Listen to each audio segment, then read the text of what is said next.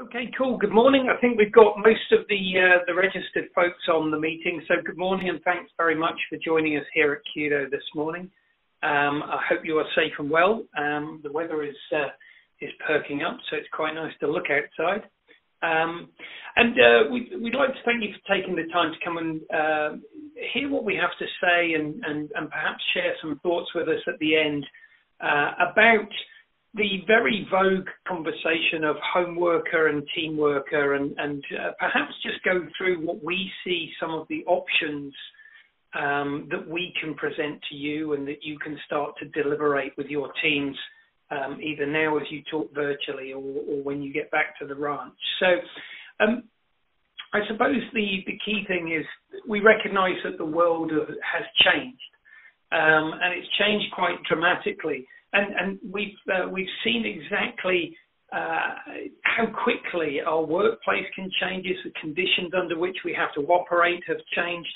And basically, we've seen a completely different landscape that we have to deal with. We've experienced this sort of feeling of shock of not being prepared, although quite frankly, how we could be fully prepared for something as extraordinary as this, I don't know. We've experienced the difficulty of re-equipping our staff to work at home. And we've also experienced some success in retaining productivity when we found a technology that can help us to operate under these change conditions. So I think we've all been through a relatively steep learning curve through the process of this COVID-19 lockdown. The other things that we've experienced, however, is the challenges of working from home. And those challenges can be finding the space, having an environment that's relatively noise-free, and also experiencing that workplace isolation. So as well as illuminating to us what can be done at home, we've also illuminated the challenges that workforce will find or may find if they do move to a flexible working scenario. We've also experienced, however, the benefits. I'm sure we've all seen a lot more of our family, perhaps too much from time to time. And the removal of the commuting may be something that lasts in our minds, that tension in the morning and the evenings, the getting there, the crushing around, that sort of thing. So there will be quite a lot that we picked out of this experience when we start to return to normal. But that leads to the question of what the new normal is and what we should be looking to do. And hopefully you've had some chance to reflect on some of the messages that we've been putting out and companies like us have been putting out before about how technology can change the normal work pattern, about how that will benefit the staff within your organizations, but perhaps more importantly, how it benefits your customers and how it benefits you as an organization going forward. So there are plenty of questions to ask and answer over the coming days, weeks and months. And one of the key ones will be, how should we let this change us? What shall we do with the experience that we've had through the course of this program? So what we're talking about here is we're talking about flexible working, home working and team working, common phrases that are put out there.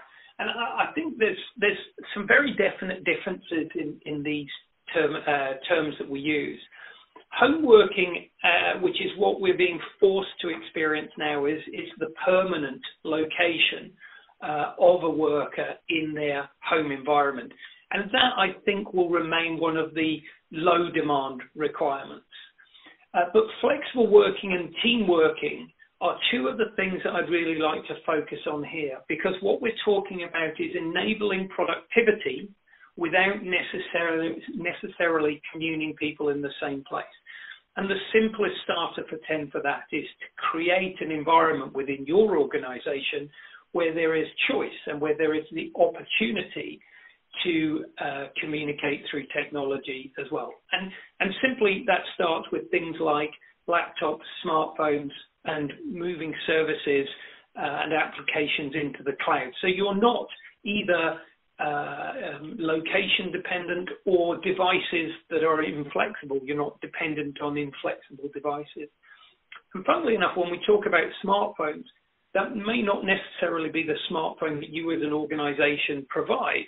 It may actually be a smartphone that your employees already use for their personal use, but are happy to allow workplace apps to commune inside and become a part of their normal functioning device strategy.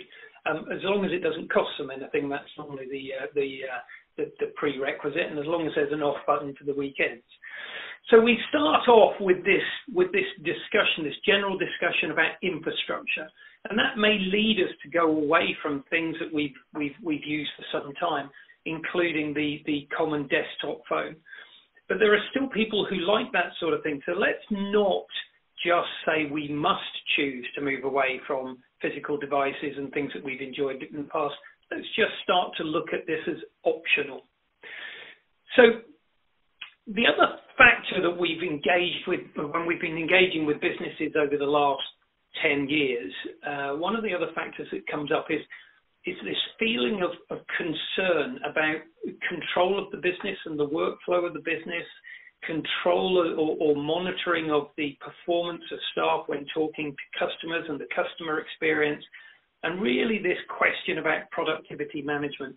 I think breakfast news reporters have been the worst at making jokes about home working being a day off in disguise.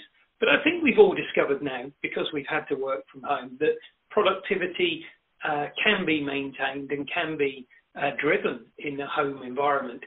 But the question for managers will be and should be, how do I deploy a management tool? How do I take advantage of data and information to ensure that perhaps first I set a benchmark for workers' performances when they're in the office, and then I can relate that to their performance if I offer flexibility. So this is one of the key things some of our customers have done in the past. They've deployed a cloud solution to an office-based set of workers. They produce some benchmark stats, either through CRMs or through the management tool that we deploy with our service. And that's given them the freedom to release their staff into a flexible working, maybe a day at home a week, 2 days at home a week, starting later and just coming in for meetings, that sort of thing. But they now know that they can track the benchmark, the key performance indicators of those staff against their workplace performance, their office performance. And as long as somebody's performing on or above their previous benchmark, then we can be fairly sure as business people that this is a beneficial move both for the customer, both for the member of staff and for ourselves as an organization. So when you're looking forward at this flexibility option and the tools and the services that you might deploy, I would suggest you strongly look at the key metrics, the controllability of the products and services that you put out, and the measurement of staff performance, just for that comfort's sake, to ensure that you're doing well. We'll talk a little bit more about that as we run through some of our other comments. The other thing that we have been taught very strongly in the last 6 weeks is the need for flexibility. And I think one of the things that we would major on when we talk about the benefits of cloud services or the opportunity through cloud services is that you should, as buyers, you should, as business owners, be able to consume as much of this technology on 30-day agreements, i.e., you don't need to make a long-term decision. You don't need to get it 100% right today. You should have the flexibility to experiment and bring through and try and test different application services, different ways of working, different workflows, different times of day, etc., without having made a long-term commitment to that best guess. So 30-day agreements are a real part of what cloud communications is about, as is the idea that you only pay for the apps and services that you actually use. Now, it is convenient sometimes to bundle up things in so you get 10 or 15 applications all in one easy to buy package. But as nothing is free in this life, and as the most prudent way to buy things is to buy only what you use, again, I would suggest that over time you refine the applications and services that you put in place per user within your organization, down to those things which prove themselves to be beneficial. If I've got a nice app and it works, but it doesn't deliver a return on the investment, then it should be got rid of. It shouldn't be part of your mix. So pick the best product mix for each of your users. Start to look at these tools as a way of enabling productivity within the workforce. We're not talking about technology for technology's sake. We're talking about technology to make humans as productive as possible. So I talked about the 30-day agreements that you might have with your suppliers. This is one of Kudo's core beliefs. Now, we do provide different sorts of contract relationships with customers, often to enable us to support the delivery of free hardware, so desktop phones. But if we take that bit of plastic out of the equation for a moment, we see no reason why we can't have a true cloud relationship with you. And that true cloud relationship makes one very, very material change, and that is the risk that previously used to rest on your shoulders as a business buyer to sign an agreement for a product that you hope would work for 3 to 5 years. That risk switches on to us as a supplier. It switches onto your supply chain, because the 30-day agreement means if we advise and install and deploy the wrong service, you can ask us to take it out in 30 days' time, i.e. there's no long-term benefit. There's a short-term loss for us in the deployment costs for services which aren't fit for purpose or aren't appropriate to what you want to do. So the first step is to say, we as trusted advisors, we as knowledgeable people from the cloud communications industry, will take the risk that we listen to you and we try and advise and deploy the tools that easily pay for themselves. And that invites us to engage you in a different sort of relationship. And this diagram attempts to explain how we see our relationship, or the cloud relationship, between supplier and customer. And it starts off like any other relationship, with an investigation and a collating of information, and then a move on to a solution design. But from that point, it becomes a continuous relationship based on a mission to deliver as much productivity and good customer experience as we possibly can in a very changing world, with different demands coming into different businesses at different times. So we design a solution, we deploy and train on it. We then use those management tools to measure and manage the performance and make sure that we've done what we said we would do to make it productive. And if we find that, with all the best will in the world, what we thought was going to deliver a great result, maybe in the customer support team or the sales team, hasn't actually delivered that result, we can take it out, we can re-examine the challenge, we can retune it, pick a different product, and put that into play. But we then partner together and make this a continual program with an ambition of creating both efficiency, cost efficiency, and productivity within our teams. So that's fundamental into what we've tried to produce here. And that then allows us to start looking at different people and different groups of people and breaking that down into technology sound bites, if you like. So a sales team member may need to be contactable whenever and wherever they are. They may need to use collaboration tools. I think we're all going to be top-notch on using collaboration tools now. So the virtual meeting comes into the toolkit of the salesperson, perhaps halving or more the travel costs of that particular side of the business. We need to use a full toolkit. These guys, members of our team, may be using mobile-based applications. They may also have PC-based applications, and you may have meeting room applications back in the office to cater for all of the functionality that these people need to use. So soft phones, collaborations, mobiles, all filling into that type of profile. You may have the flexible office worker, so somebody who's previously always done a job within an office environment, but now that we've proved that through technology, as long as the home environment is conducive to this and as long as it suits the desires of the member of staff, We might be able to start using these members of staff both in the office and out of the office. We'll switch to soft phones integrated perhaps into CRMs and things. We can look at people, even people who are members of call queues or help desk hunt groups, being able to take calls and control calls and contribute to team management of incoming customer inquiries away from the office as well as in the office. And the managers of those teams being able to supervise and control them by the use of technology applications rather than proximity of where they sit.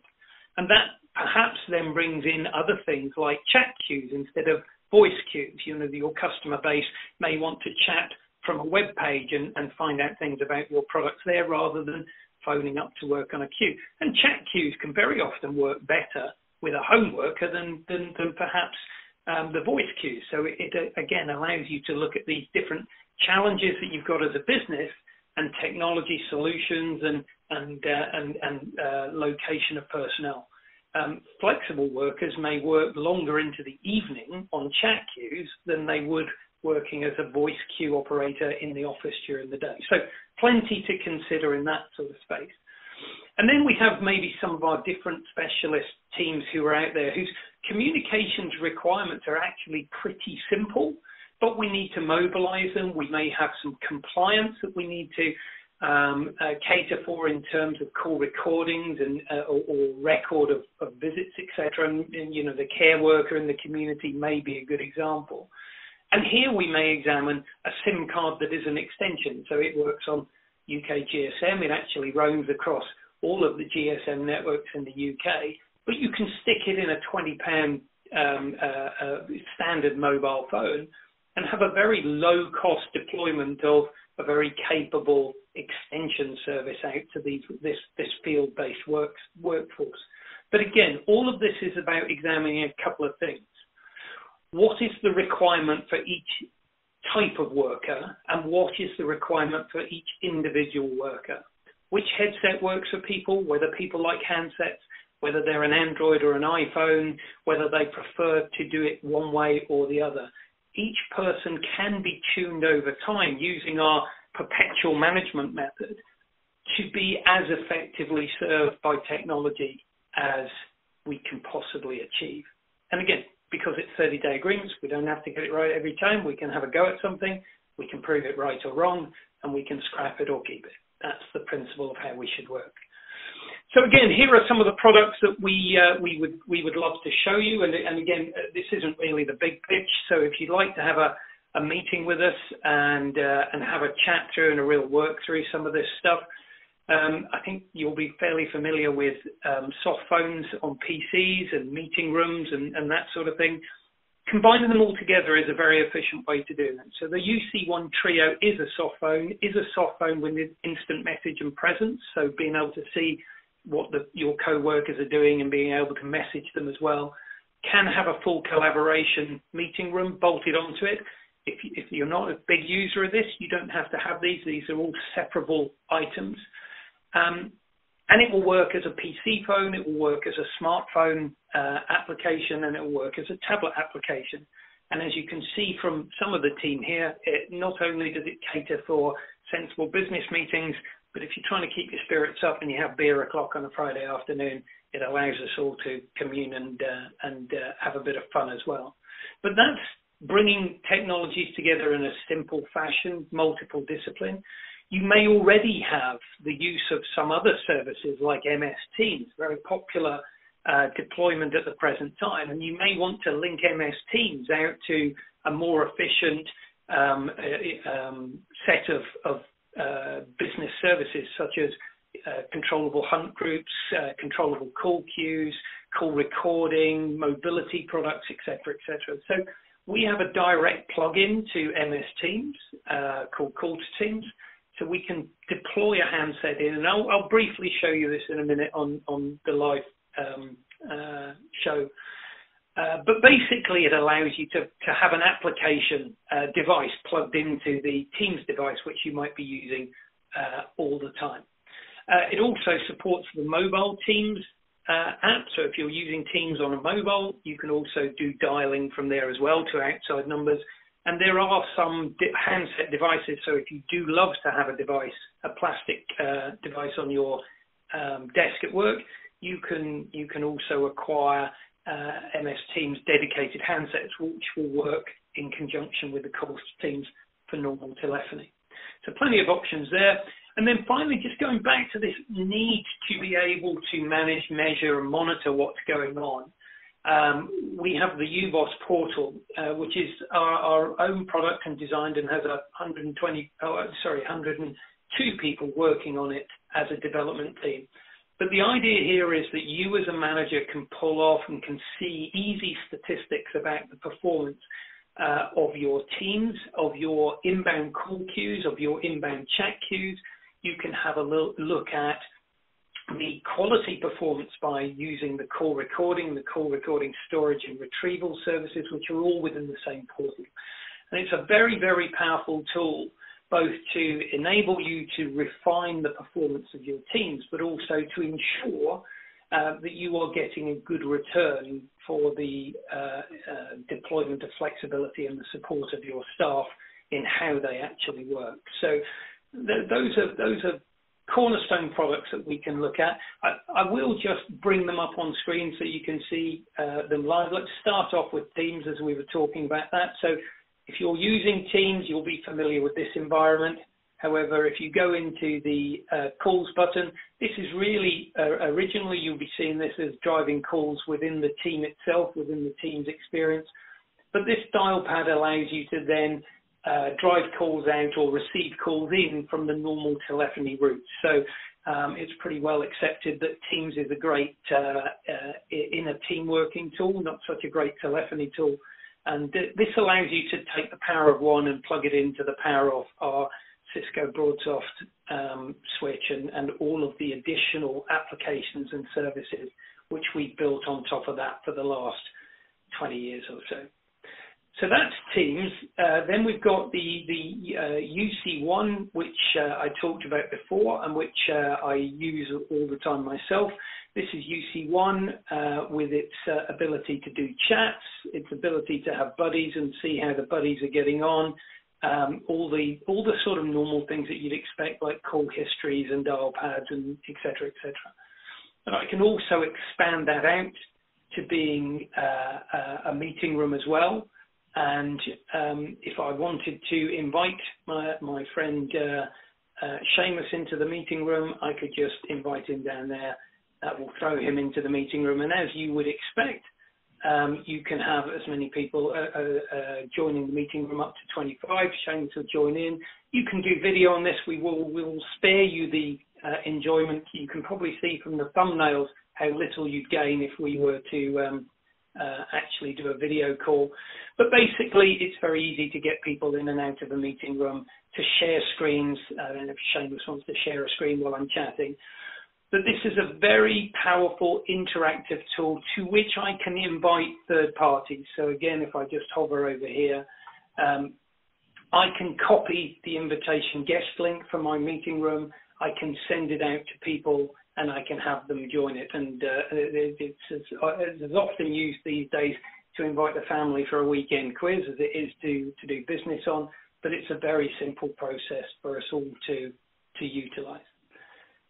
So those are just a couple of the products. We'd love to take some time to go through it. We built a portfolio which is really based on choice. It's really based on analyzing what's good for you as a business, what you think is good for your team as workforce, what's good for your customers in terms of a customer experience. And again, I just take you back to that perpetual idea. We see this being based around a core 30-day license, around a changeable world where the applications and services that you take will be changeable as well. So I'm very grateful for you taking the time to go. As I said, I didn't really want to make it a big pitch. Hopefully it provokes a few thoughts in your mind about what you should do, what you might do, what you could do in returning to the workplace proper. But you don't have to wait until then. If you see some of this stuff as being appropriate today, desired today, needed desperately today, then the fact that everything that we do is pretty much controllable by our UVOS cloud portal, and the deployment of services can be done as easily in lockdown as they can be when we're not locked down. Do please reach out to us and let us know if you've got a requirement or you'd like to just have a chat. We'll let you go. We'll pick up any questions directly with folks, and do, as I say, please reach out to us and come and have a chat. It's a lovely subject, but I think we all know that it's more important for us to take the lessons that we've learned from the last few days and make sure we apply them to our business before anything else causes us this level of disruption. Take care, stay safe. Thank you very much indeed for joining us. Bye for now.